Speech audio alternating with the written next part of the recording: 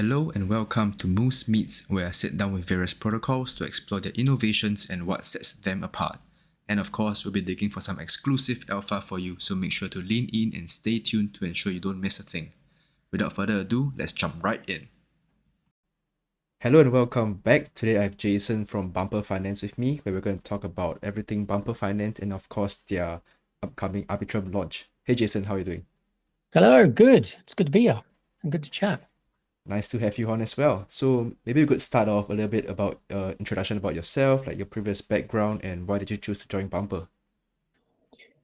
Yeah, sure. It depends on how many hours we've got really to go back into the depths of my history. But I'm a marketing guy. I have been in marketing for my whole career really after studying marketing and business at uni. My more recent history is I used to run a digital marketing agency out of London. We focused on toward the end, predominantly customer experience. So we looked at how people interact with different organizations and help them sort of work their way through a journey, whether that's through triggered emails or sort of encouragement or different kinds of mechanisms to help lead them through. I ran that for about 15 years and exited that a couple of years back, four years back, I think. I took a bit of a break, studied wine down in France for a little while, which was Wow, fascinating. interesting. Absolutely fascinating in wine, the sort of the science and the art of wine I still find fascinating now, but studied that for a little bit down there, did a qualification. I bought a mountain bike and discovered mountain biking, which has mostly gone well. I had a bit of a crash last month, sorry, Oh and man. broke my ribs, and so I'm hobbling a little bit, but a bit sore, but I'm back on. But following that, I started having some conversations with a friend who is Jonathan, who's the CEO of Bumper, about crypto. And my brother had been into crypto a bit when he was younger, and didn't really understand a lot about it. And Jonathan kind of got me interested and excited in a way about the prospect of what crypto, decentralized finance, I think particularly, can do. We'd started in the previous agency. We'd started working with some charity clients who were starting to use crypto to get money into different parts of Africa. They're also running projects on blockchain technology, where you could see what had been done in different development projects across the third world. So I had an understanding of what it did. But following those conversations, I started working with Jonathan on another project, which evolved into what Bumper is. And I think for me, the initial appeal of Bumper was it was almost like an on-ramp in a way, potentially an on-ramp. So one of the biggest issues with crypto is the volatility. You are potentially quite vulnerable, not knowing too much about crypto. And the idea of Bumper, which we'll probably get into in a little bit more detail, was that it allowed people to onboard crypto with more peace of mind, I think, in a way. And I think that from a user perspective, understanding how people behave, it made sense. This new product, this new way of thinking about something, it made a lot of sense. And I think from there, I've got stuck into it and dug into it and understand crypto more. I'm still not the most advanced on the team, but by any means, but understanding enough to a point to see the value and to see where it could potentially go in the future, and understand that I think crypto and particularly blockchain technology is here for the long term. It's about how we can integrate it into our lives and how it might change the way we do finance in the future. And that's my interest, is understanding how people can improve the way they do things. Even myself, I like to work out how I can improve things. How can I make things better? 1% gains and all that. And if you can improve your own finances by 1%, you're better than you were last year, sort of thing. So that was the interest for me. Mm-hmm. Nice. Really like that. And like, why did you decide to join Bumper? Like from a non-crypto job and then suddenly you're deep into DeFi straight away. Yeah, it's very different, that's for sure. I think it was that potential. I think the potential of what not only Bumper can do in the crypto market once we get our product market fit right. It's this industry it's quite fascinating. I mean, it is trying to rebuild a financial structure that's been around for decades, if not centuries, in certain way, and it's trying to say, well, we can do this differently.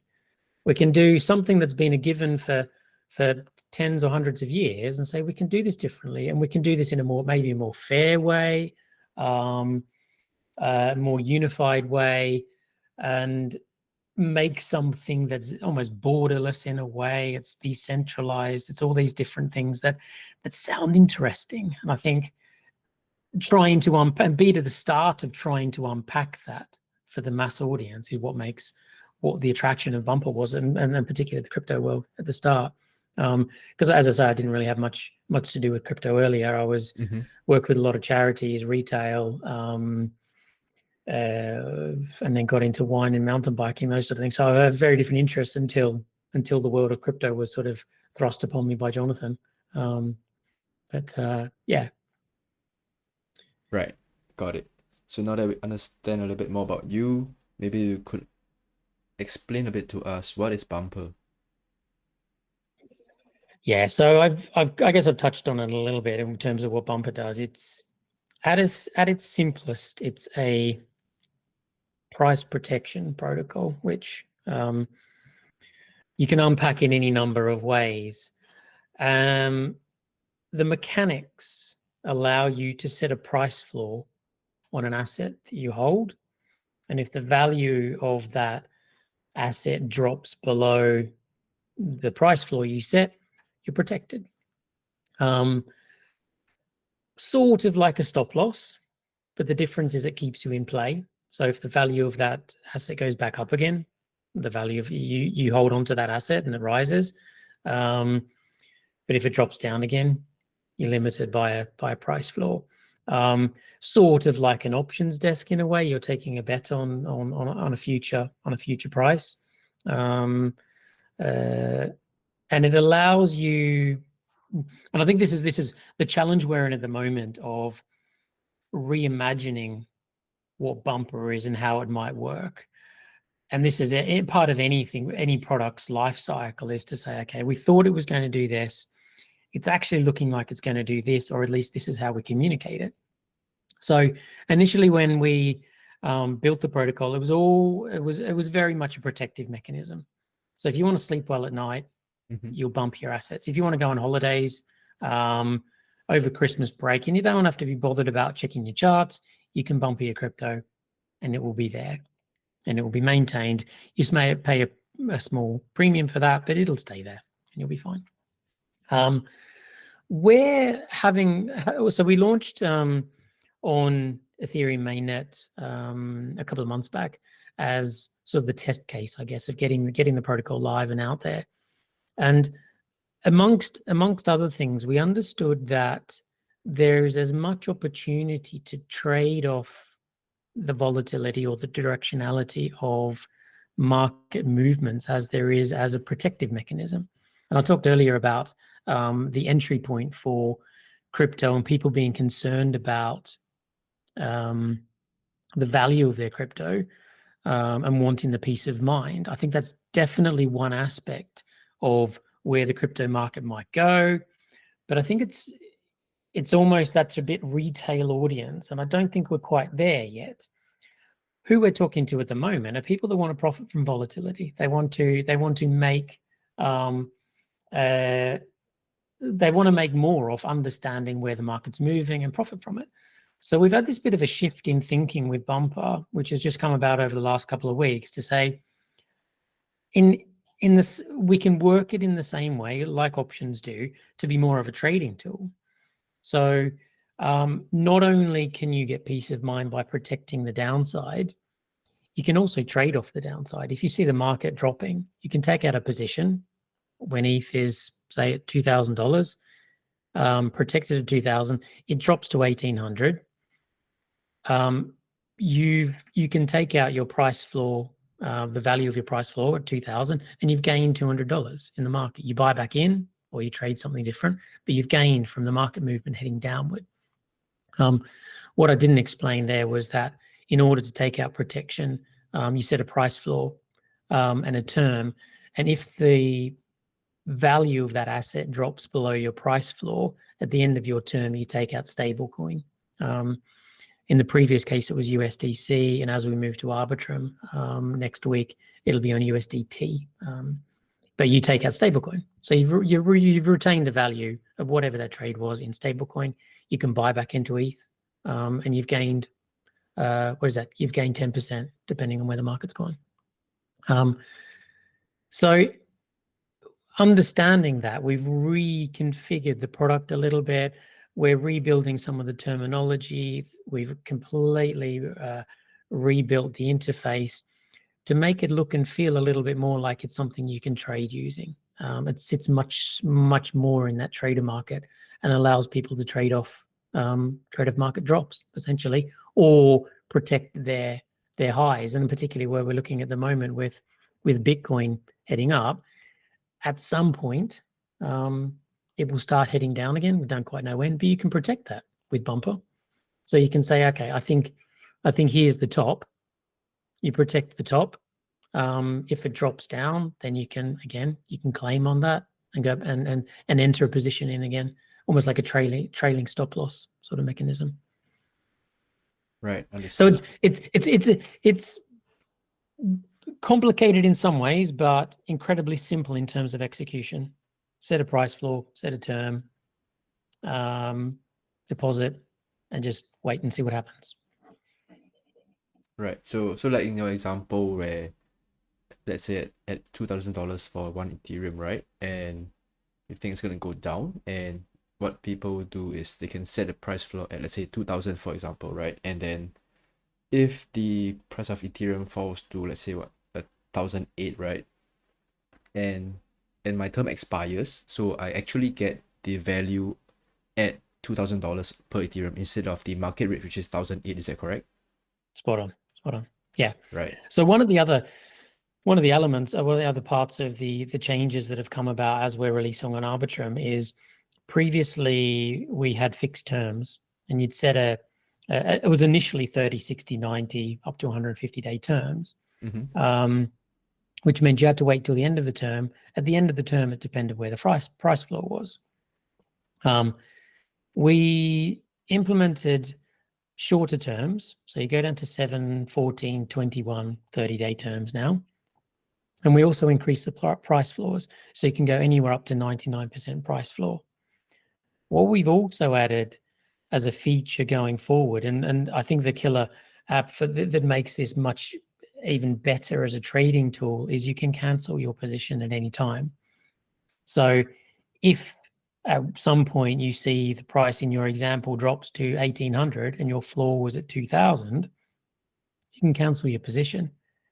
You can buy back in with your $2,000 once ETH is now at, or $2,000 per ETH at 1,800, and then you can reprotect again.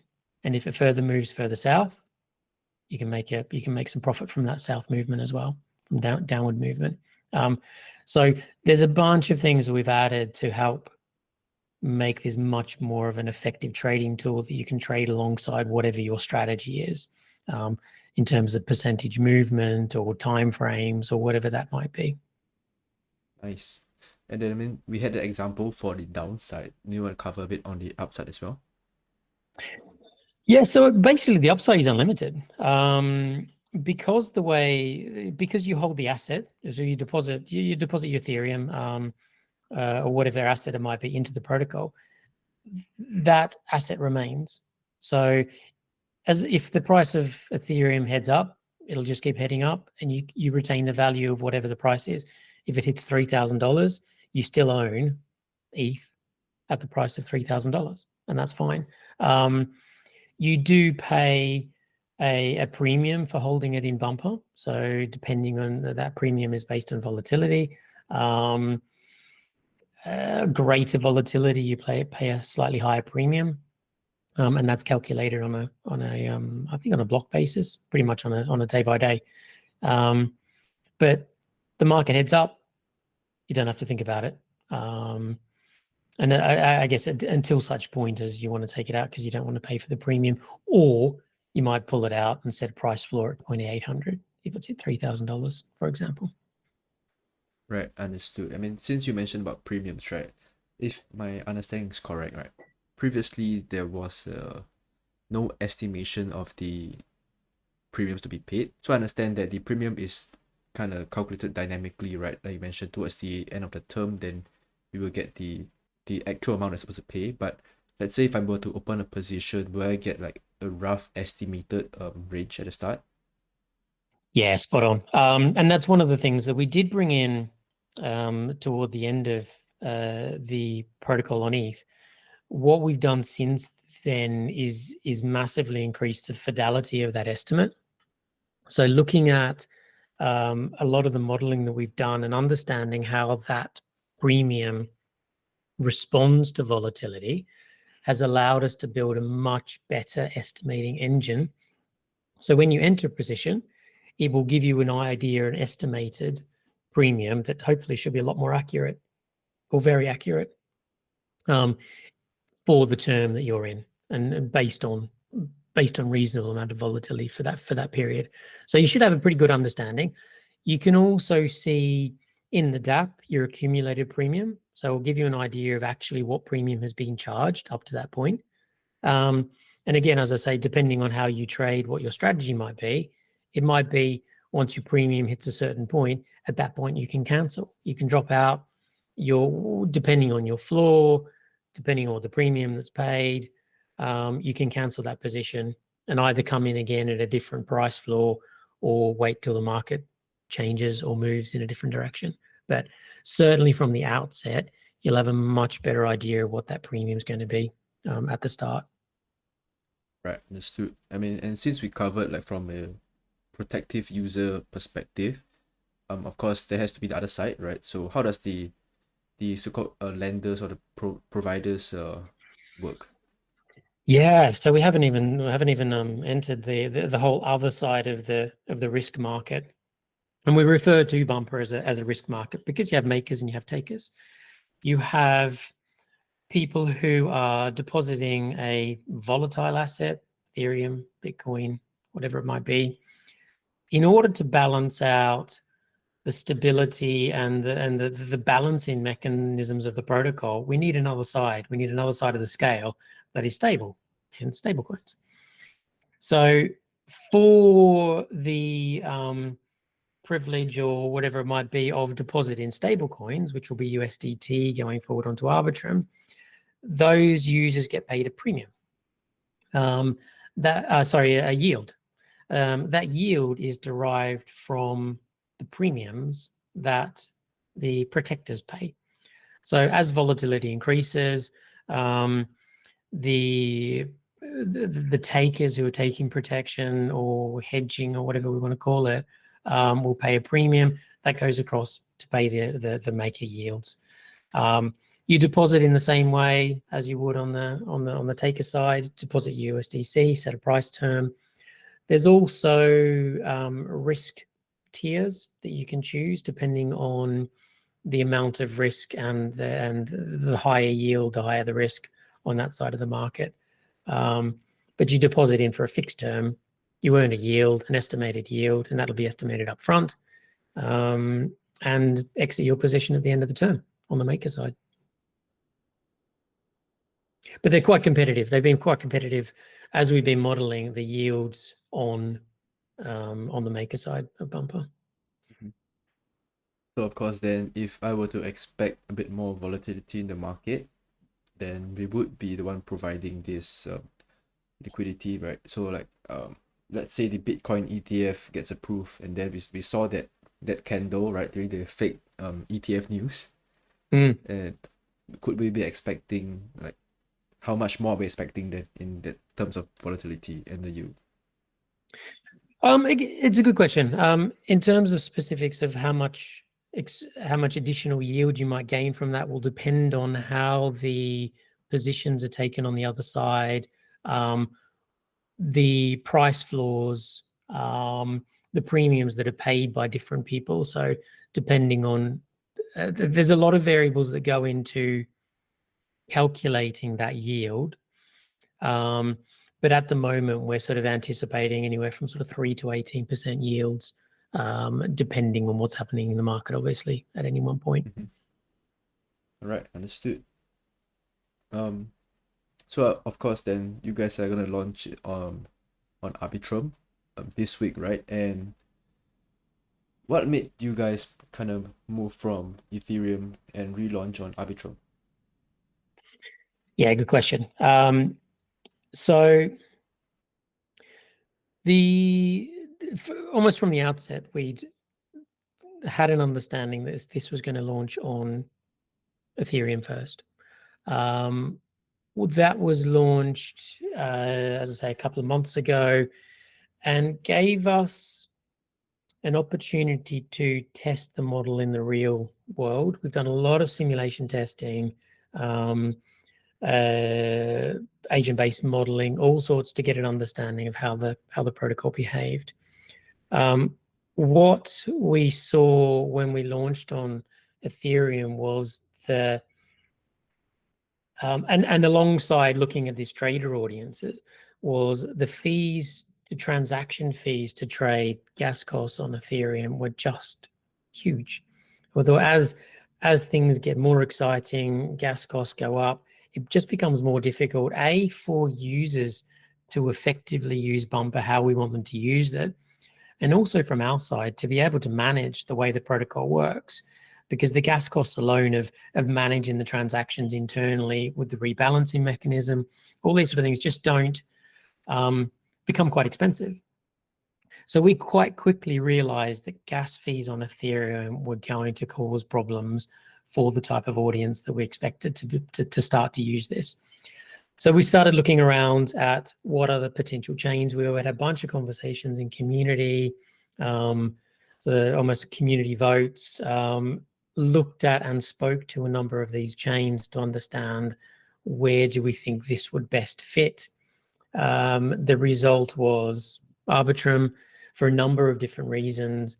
One of those was user alignment. We thought there was quite a strong alignment with the types of users that are on Arbitrum at the moment, and the other kinds of protocols that are also building on Arbitrum.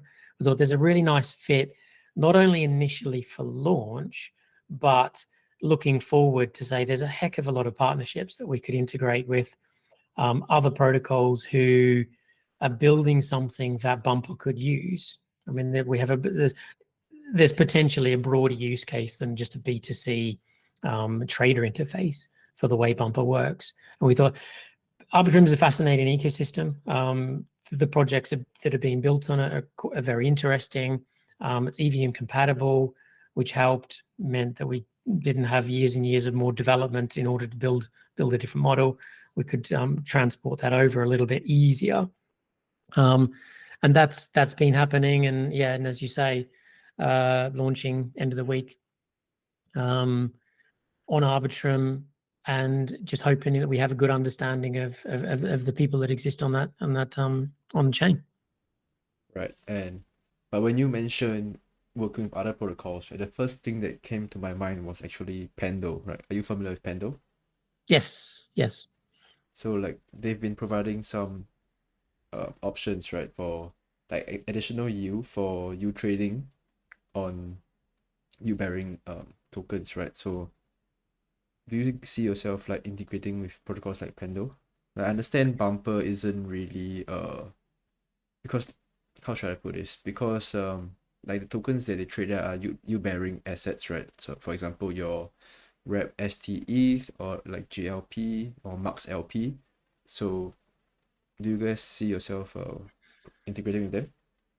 Yeah, I think we've had a bunch of conversations around this. So when we launch on Arbitrum, there'll be two markets. One of those is wrapped Bitcoin and USDT, and the other one is wrapped ST ETH and USDT. Obviously supporting WST ETH means we're supporting the same asset that people are staking and or earning a yield from in Pendle. Now, one of the guys at Bumper the other day was looking at the yield opportunities from using Pendle with your WST ETH versus if you were to take out a sort of continuous positions using that same asset on Bumper. Now, I think we were talking about 3% per annum or something on Pendle with the same asset. We looked at the opportunity to hedge on Bumper with the same asset.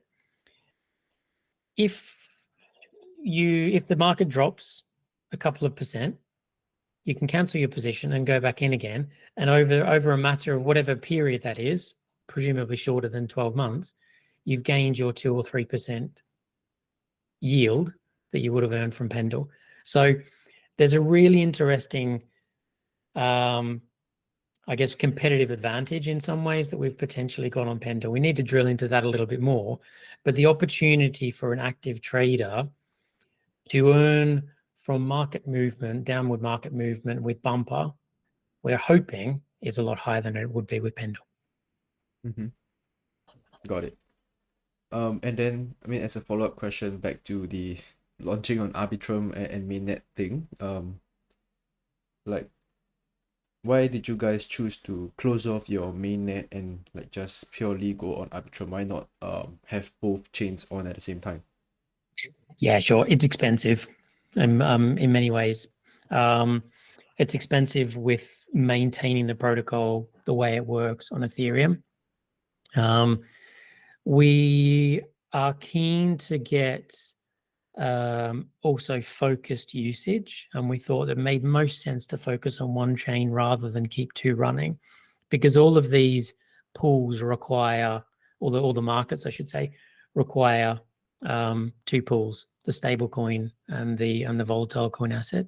So at the moment, the way it would work is we'd be spreading a lot of stable coin across a whole load of different markets, which also isn't as effective as we possibly could be.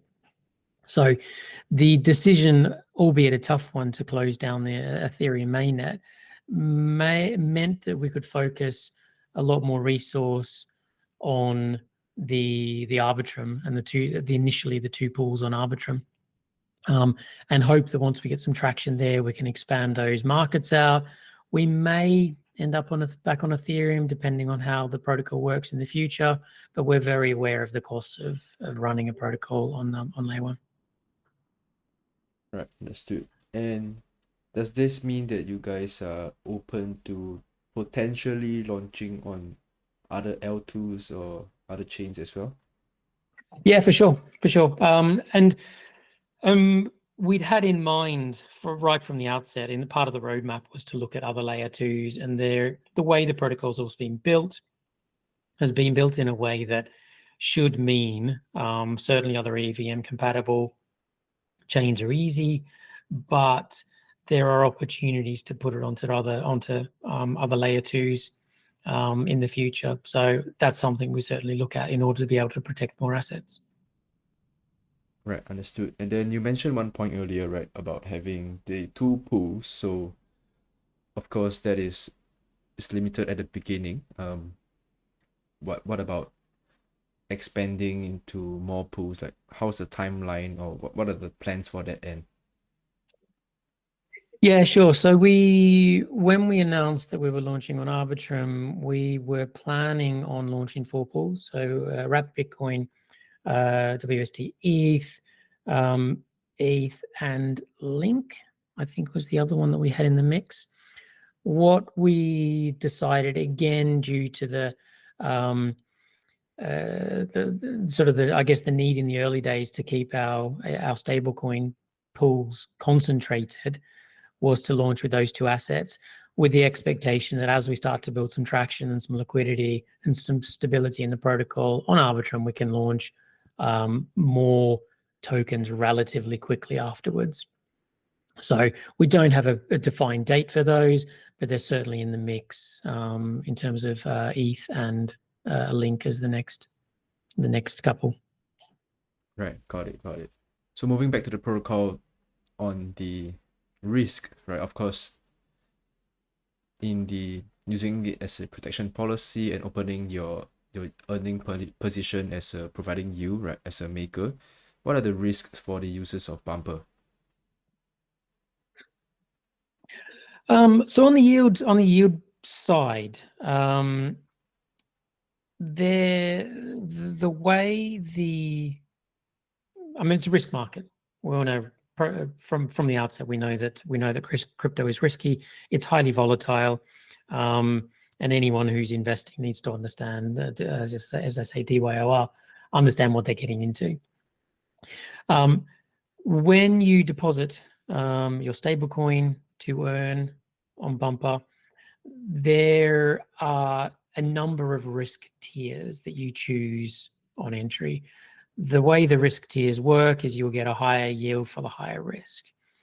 The way the impact, I should say, of being in a higher risk tier is there is a chance that if the protocol needs to rebalance, you might get either some of your yield clipped, or it might eat into some of your deposit to a degree.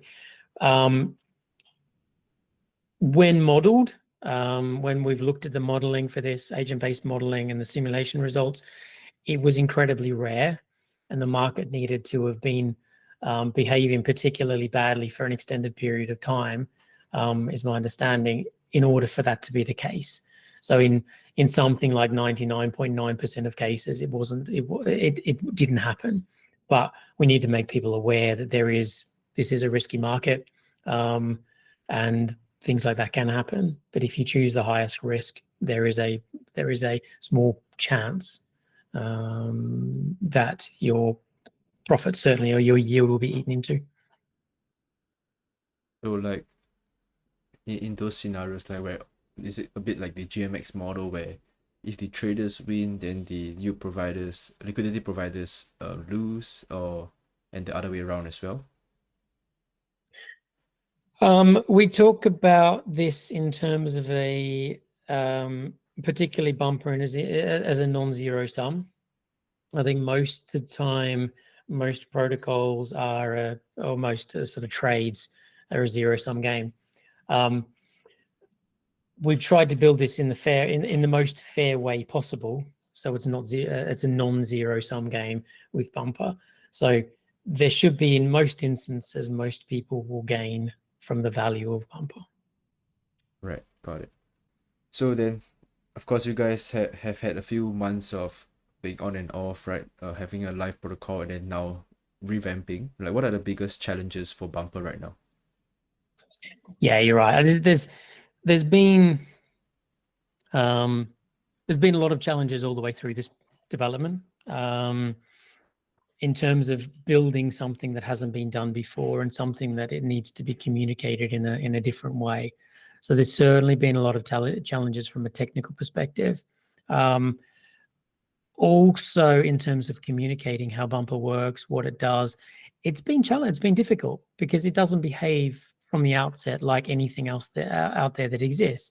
I think people tend to come at this from an understanding of what else is there in the market that does something similar, and let's box Bumper into that. So certainly the challenge from a communication perspective has been helping people to understand how Bumper works and the simplicity of how it works, and maintaining an understanding, I think, of the future and the possibilities of where this protocol might work. You mentioned about how we started on Ethereum, we launched on Ethereum, and then we've closed that down to move on to Arbitrum. One of the other challenges is just momentum. I think that having done that, you do lose a bit of momentum. You lose a bit of focus around, certainly from community, around what you're doing, and you do lose some eyeballs in the process. So I think certainly a challenge to keep our community up to date and growing.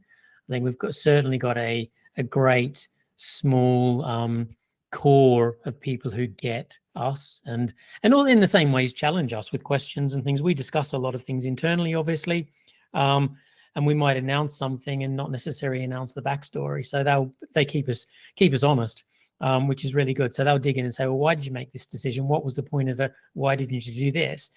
Making sure we communicate those, and we're certainly trying to be as transparent as we can in the community to say this is the decision we've made and this is why we've made it. So I think they're probably the key challenges, certainly from a marketing perspective. I think from a technical angle, as I referred to, it's been tough to build.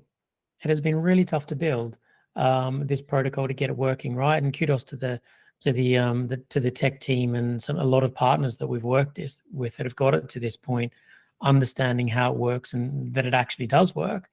I think going forward, the biggest tech challenge is going to be developing and moving it forward. What are the new advancements we can bring in? How can we make this an even better protocol? How can we integrate it with other platforms?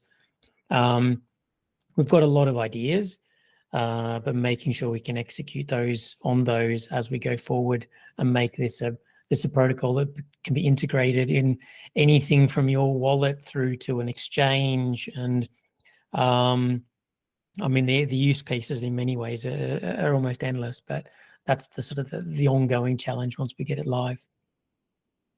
Nice. Right. And actually, I have one question about your token, right? So I understand that the bump token, it's required, right, to open positions to protect my assets as well, right? Yep. Yeah. So the bump token is we launched nearly 2 years ago now, I think, and it certainly wasn't the intention for there to be that long a gap between launch and token launch and protocol launch. But the token has a critical role in the way the critical utility, I guess, in the way Bumper works, the protocol works. Users who take out a position are required to bond an amount of bump, which they get back when they exit their position. We also incentivize usage by providing bump tokens, which again is based on the parameters of your position. So the utility within the protocol, although it's quite basic at this point, will hopefully drive some value to the token. That will change. We have some ideas about loyalty programs and the way you interact with the protocol and the utility of the bump token going forward. So there's certainly some big plans in terms of the utility of the token in order to hold that token to be able to interact even better with Bumper. One of the things we have done for when we launch on Arbitrum is we've temporarily removed the requirement to bond bump tokens. We're aware that there's not a lot of bump tokens currently on the Arbitrum network. So in order to remove any sort of barriers to entry, we've removed that requirement for now, but that will come back in again in time. Right. So on that end, will you guys be doing like a one-to-one conversion for the existing bump holders on mainnet? So we're not fully migrating the token across. The token still exists on Ethereum, but we're encouraging users, if they want to trade them on Arbitrum, they can bridge them across. So we still have a fixed supply of 250 million bump tokens, and that will remain as it is. I see. All right. And like one question, like why did you guys decide to launch a token before the protocol was live? And especially like such a long gap in between. Yeah, and that was sort of what I was mentioning there around, we didn't expect there to be as long a gap. The requirement to own the token in order to take it out of position drove in some ways the decision to launch the token first, because we wanted to get the token onto the market, get it into the hands of potential users so they can access it and then access Bumper when it goes live. I think the extended period between launching the token and launching the protocol certainly wasn't ideal, but it was just a matter of we had to work as hard as we could to get a protocol that was reliable, safe, did what it needed to do, and had gone through enough security audits that we felt it was safe before launching, and that took longer than we expected originally. Right, I see. And I think one question that many people would be really interested in, right, is if you guys are gonna turn on like revenue sharing for holding the BUMP token. We haven't discussed that. I don't believe so at this point. I'm not sure of the specifics, but it's certainly not something that hasn't been discussed at this point that I'm aware of. Right, understood. All right then. What are the next steps for Bumper then after the Arbitrum launch? Yeah, good question. So launch is obviously on the, as I say, on the 15th of December. Have had all of our brains on making sure we have all of that ready and raring to go. Once we get past launch on Arbitrum, we'll have the two markets. I think for us, it's very much about understanding in the immediate, in this sort of the immediate term, does the protocol, does the interface make sense? Are people using it? Are they understanding it? Are they able to interact with it in the way they expect to be able to interact? So very short term, we need to make sure it's doing the right thing. And certainly from my perspective, coming from a customer experience angle, are people getting out of it what they need to get out of it? Are they able to do the right things, connect properly, understand, get support, all those sorts of things? They become a priority as soon as we launch.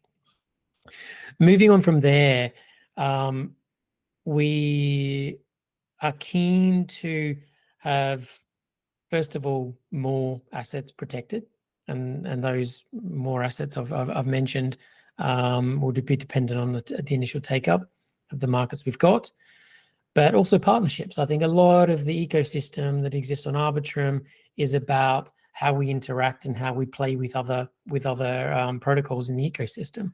So once we're live, there's going to be a lot of conversations that we'll pick up. Sort of a lot of conversations have started with other protocols and other products in this space.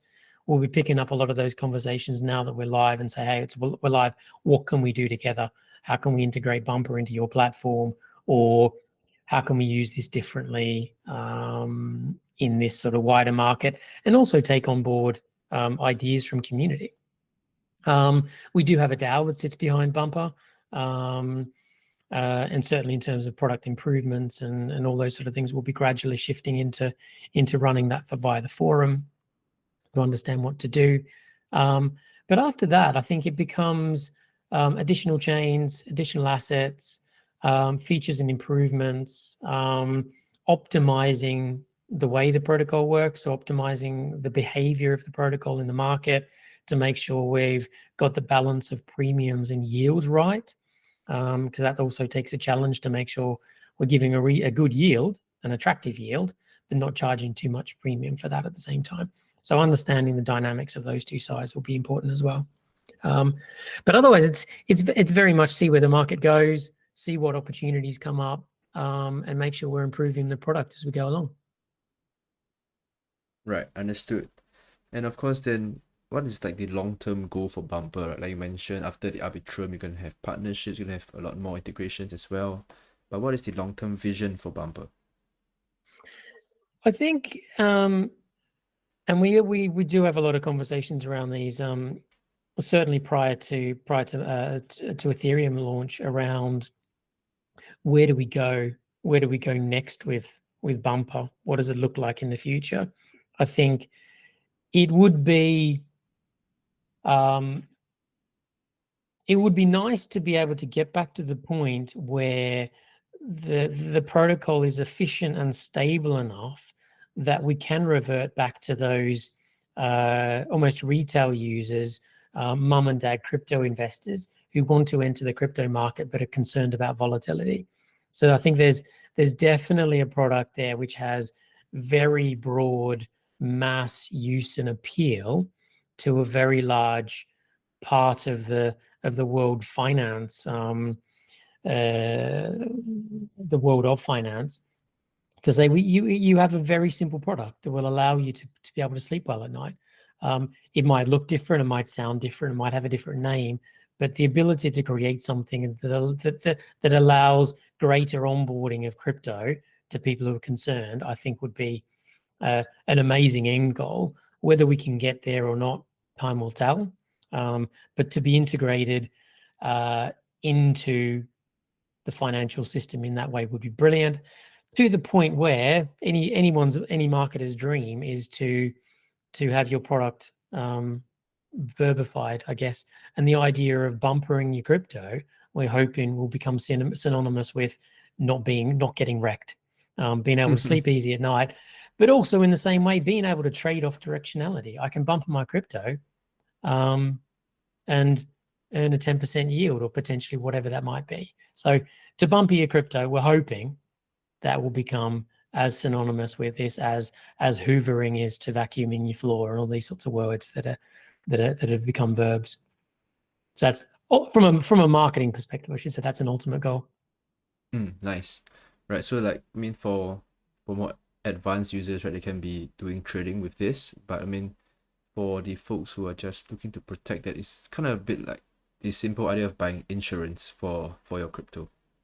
Spot on. Yeah, absolutely. All right. You won't lose the value. Value will be maintained at your price floor, and you can hopefully just watch it go up. Exactly. All right. I think we've covered quite a bit today, right? Before we go off, is there any specific topics that you want to touch on that we might not have covered yet? I think the only other thing from me is just to say launching an Arbitrum for a period.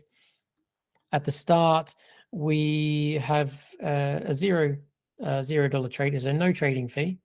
There's no requirement to bond your bump tokens, and we are incentivizing usage with a premium rebate. So the first 100 users that come in, we will be giving them a rebate on their premium up to $25. So we'll basically pay for the first $25 of their premiums. That will be for the first week's epoch, and 100 users. And we will probably repeat that again in the second week, certainly, in order to encourage people to just give it a go. I think one of the biggest challenges with releasing a product onto the market is, particular volatility-driven product, is if there's no volatility, there's no incentive to use it. So what we're keen to do is get people with effectively free protection to try out Bumper, give it a go, see how it works, stick it in their tool belt, and when they see an opportunity to either get some peace of mind or profit from volatility, they can roll out Bumper at that point, connect their wallet, make a deposit, and move forward. So I guess that's the driving message for launch when it happens. Right, nice. And I'm looking forward to your launch in a few days' time. Yeah, same. I'm sure there'll be lots of late nights between now and then, making sure everything's working. We're already sort of burning both ends a little bit to make sure everything's polished and looking good. So that's quite exciting. Nice. I mean, I wish you guys all the best, right? And thank you, Jason, for taking the time to come on to share with us more about Bumper. Cheers. Good to chat. All right, and thank you for the listeners tuning into this episode as well. We will see you in the next episode. And that brings us to the end of this episode of Most Meets. I hope you enjoyed learning more about them as much as I did. Let me know which other projects you would like to learn more about in the comments down below. As usual, do remember to hit the thumbs up and subscribe to the pod. We will see you in the next episode.